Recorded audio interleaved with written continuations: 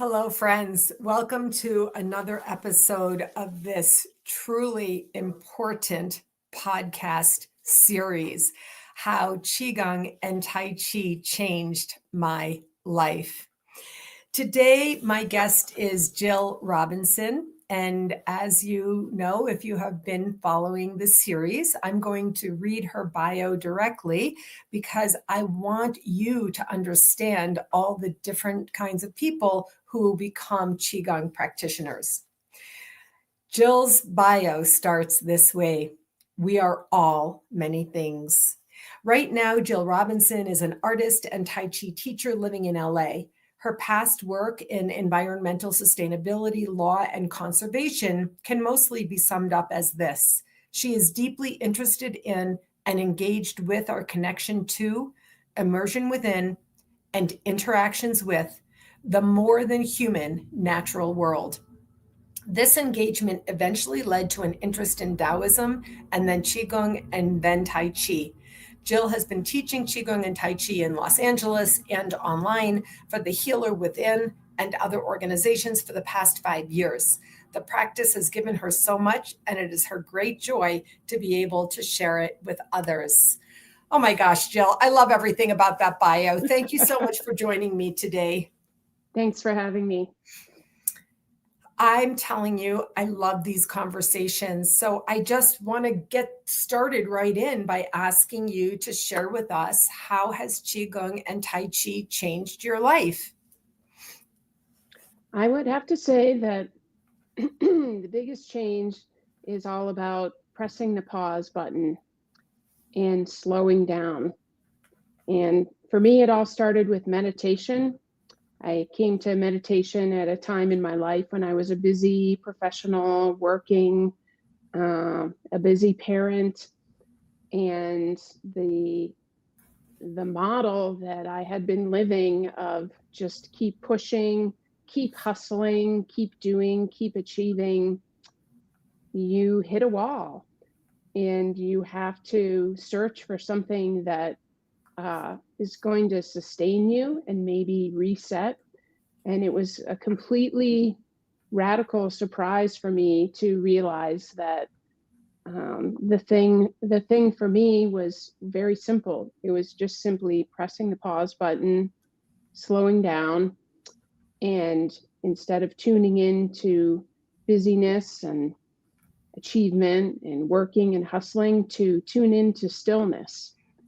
And that had never been part of my model, my paradigm, anything. But I started to meditate. I read the book by Roger Yonkey, The Healer Within. And that was really a radical book for me. Just the notion that we are all in charge of our own well-being. And we need to be proactive about that, but proactive in a way that's really different from everything else in Western culture and modern life.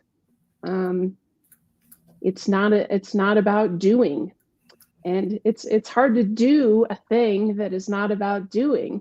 You know, so that's how I came to it, and I read that book. I became curious about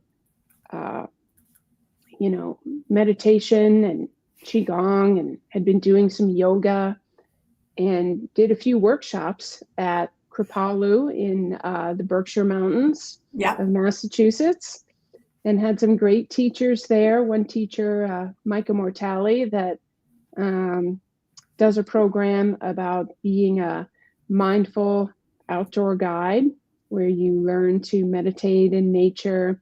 And that really was a connection for me, because my whole career has been about environmental conservation, sustainability, and just connecting people with the natural world in all kinds of ways. And so I thought, okay, this is the doorway for me.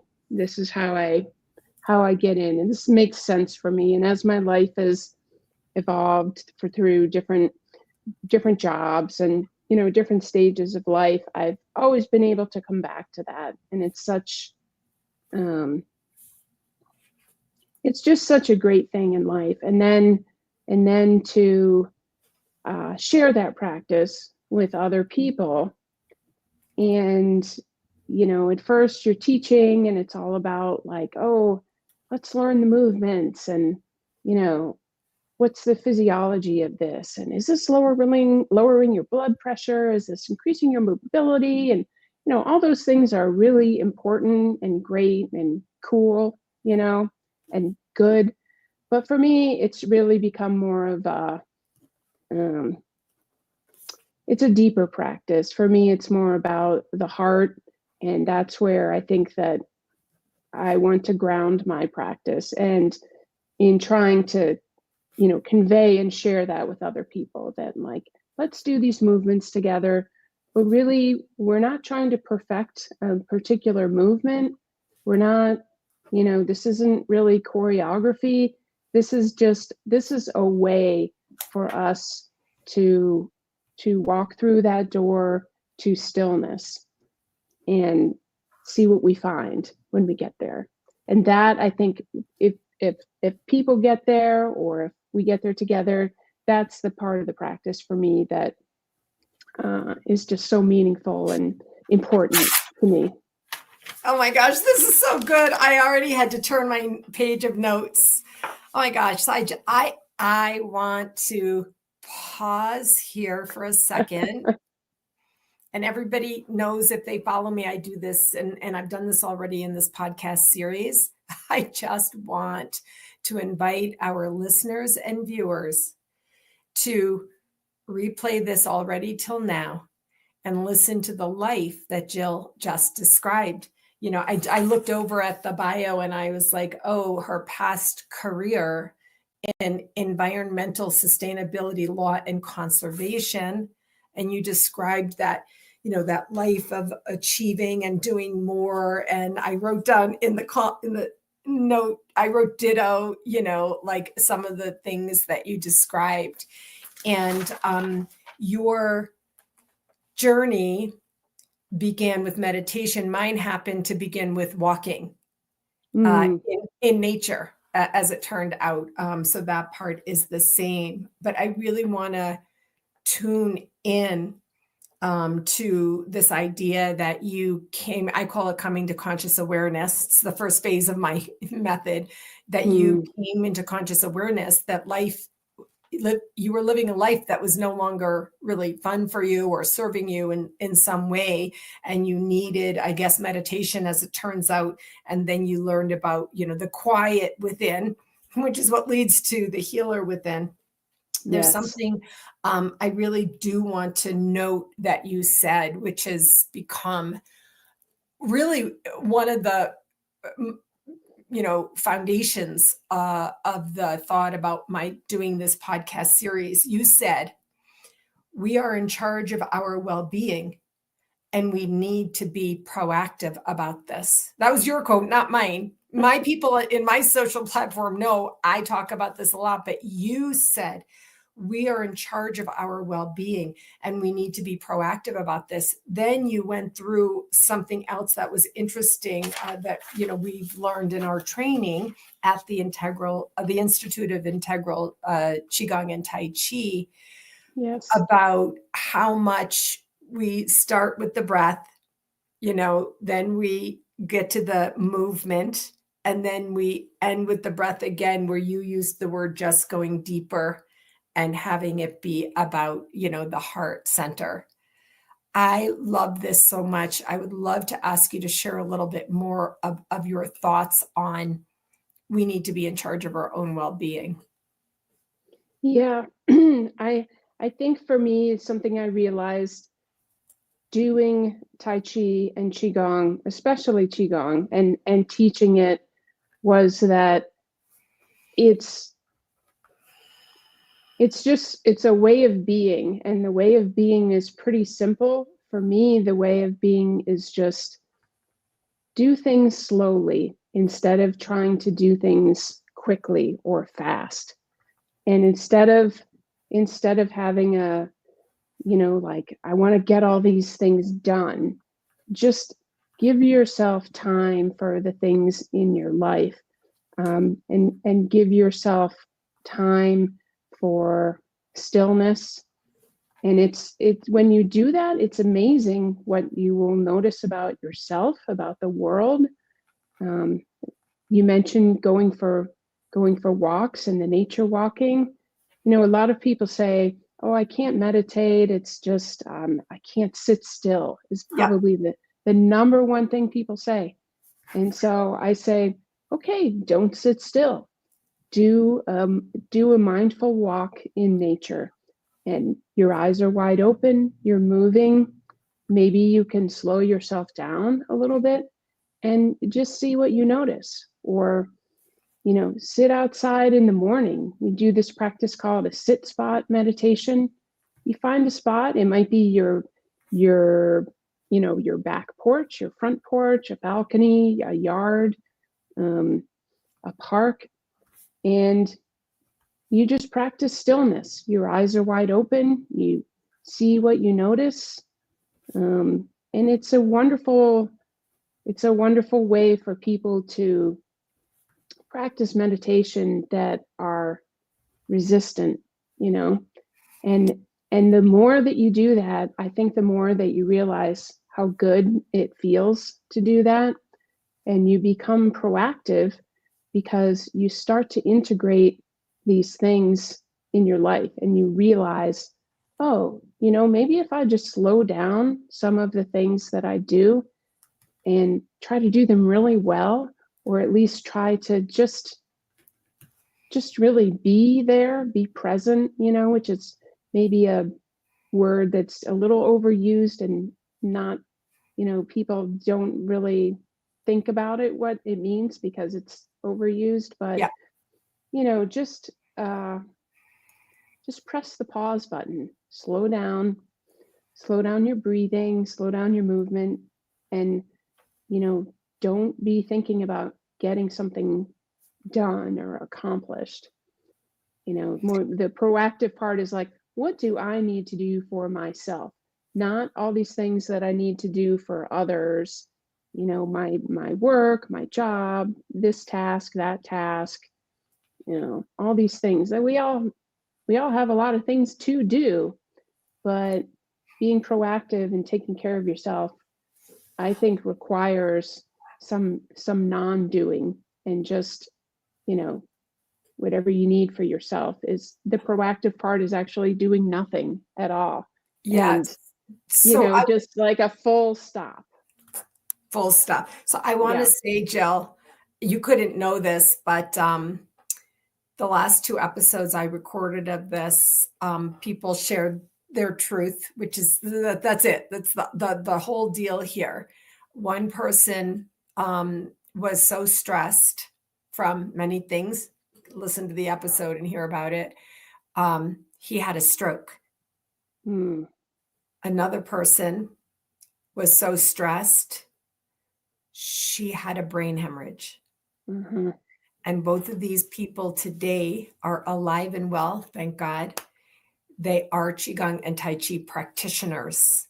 And so Mm-hmm. when Jill Robinson is telling us to realize, or at least get curious about the benefits of pausing, slowing down, and taking time for yourself, like Dick Schwartz, I always capitalize the S in self. And for me, that equals soul. Um, I just want to say to our listeners and viewers today, please pay attention. Honestly, now you've shared with us, I wrote it down 1, 2, 3, a very simple 3-step strategy that, please believe me, could change your life. It's called the sit spot meditation. Mm-hmm. 1, find a spot, any spot. If you're lucky, you can go to a beautiful spot like Sedona, where I happen to live close by, Mm-hmm. but I didn't always live here. You can go on your back deck. Number 2, practice stillness. Slow down your breathing and leave your eyes open and simply practice stillness. And number 3, with your eyes wide open, see what you notice. Oh, this is so good. I'm going to put this in the notes. Like this is so good, Jill. This exercise, in my day, my former type A self, as I also was. In Yes. my books, one of my books, it says you could always hear the click, click of my high heels walking down the hall, at work. Yes. And in my old days, that's why I'm slowing my cadence also. I hear your slowed vocal cadence. And in my day of being a really, really excellent type A, I would have said, I can't do that. Mm-hmm. Just like you Mm-hmm. said, people say, they say, I can't sit still. That was me. But Mm-hmm. anyone who knows me today is like, that was you. What do you mean? You're so different from that. And Yeah. so I'm really, then you said, these are your words, start to integrate these things in your life. Ask yourself, what do I need? This is so good. Like, I literally want to cry. I don't think crying is wrong. Yeah. Yeah. It's true. It's the emotion, the soul showing herself. Yeah. Gosh. So, all right. So you are teaching, it says you're teaching. Talk a little bit about your teaching, if you would. Yeah. It's kind of evolved. Like every other person in the world, the pandemic changed how we did things and changed our lives in different ways. And for me, in 2019, my husband and I had just moved to Los Angeles from New Hampshire. Uh, Oh, I see. yeah, big shift. We had lived in New Hampshire for 17 years. Our kids grew up there and lived there for a long time, and then moved to Los Angeles, the West Side, a really busy urban area. Um, and then in 2020, the pandemic. So right after we moved, I was kind of exploring different options here, maybe trying to do the outdoor guiding, or you know, um, maybe teaching yoga or teaching Tai Chi. And I had kind of shifted from my previous career into doing these things, as Holistic a modalities. holistic modalities. Um, I started a business, Jill Robinson Holistic Health, and the idea was that it would offer yoga or meditation or Tai Chi and Qigong. And in the meantime, continuing my training here in LA with Tai Chi classes, and starting to teach. And I started to teach at some gyms, some um, kind of elder care communities and facilities. Um, and then that all stopped. Like, okay, that's just not, we're not doing that right now. Right. So, um, you know, I was really caught off guard like every other human. And so I started teaching online. And for the first many weeks, my class online was very small. I had two students who came with me from my bigger classes at the gym or, wherever, two people. And I thought, this is just, this is crazy. Why even bother? Like, I'll just do something else. But I stuck with it. And, it was a weird time of feeling disconnected. I think a lot of people felt that way. And so I thought, you know what? If nothing else, I will continue to do my own practice by Right. teaching this class. Right. You were practicing. Exactly. Yeah. So I'm going to keep doing it. But then what happened was that one of my students had 8 brothers and sisters. And so, that person brought a few of their siblings into the class. And then I got a few friends that I knew to join the class. And, their parents then wanted to be in the class. And then what my father wanted to be in the class. So it was a really different it was almost all people I knew or knew through, you know, other people. And it was a real connection, you know, and it was like, yes, it's about the Tai Chi and it's about the Qigong. But one of the people in my class, a friend of mine, you know, I asked her for some feedback and she said, you know, the class is great and you're doing a great job at this, but why don't you leave some time at the beginning of the class and the end of the class just for people to, you know, say hi to each other, see who's in the class, and you know, and that became, I think, the reason that a lot of people, I think that's why most people do any class, honestly. The social connection and Yeah. just the human connection. Like they want to learn whatever they're learning, but like that's the heart of it. And Yeah. yeah, so we did that for about 2 years, and then I started to teach them online workshops. I taught a workshop I think 4 or 5 times for the Healer Within called the Qigong of the Animals. And that was all about the 5 animal frolic movements in Qigong that I adapted into a shorter form and, you know, taught people. And I think people like it. I think it's fun. It's a different entryway into Tai Chi that um, is a little more playful and is a little less about like, oh my gosh, am I doing the movement right? You know, which way are we turning? It's like, you know, we're just going to have some fun with this. And we're going to embody animals. Like, come on, how fun is that? It's so fun. Jessica Colby does that. I learned that from the instructor at the Jessica Colby. I have to stop us. I mean, this is what happens when you get to talking about this. I want to say thank you so much. I just wanted to point out one thing that you said, which was I thought to myself, why bother? But I stuck with it partly for my own practice. And that Yeah. is one of the greatest teachers of Qigong. Jill, I love everything about this. I'm going to drop your links in the show notes when this podcast gets, you know, put out there, and you'll be receiving a copy of this. I hope you'll share it with your people, including the big families of people who joined you online during COVID. Sure. I want to say thank you so much for joining me today. And if there's any way I can support what you're doing, call on me, please, and I will share and promote and support. So thank you very much. Keep up the very great work. Thank you, Susan. Thanks so much. Absolutely. It's a pleasure. Take care. You too.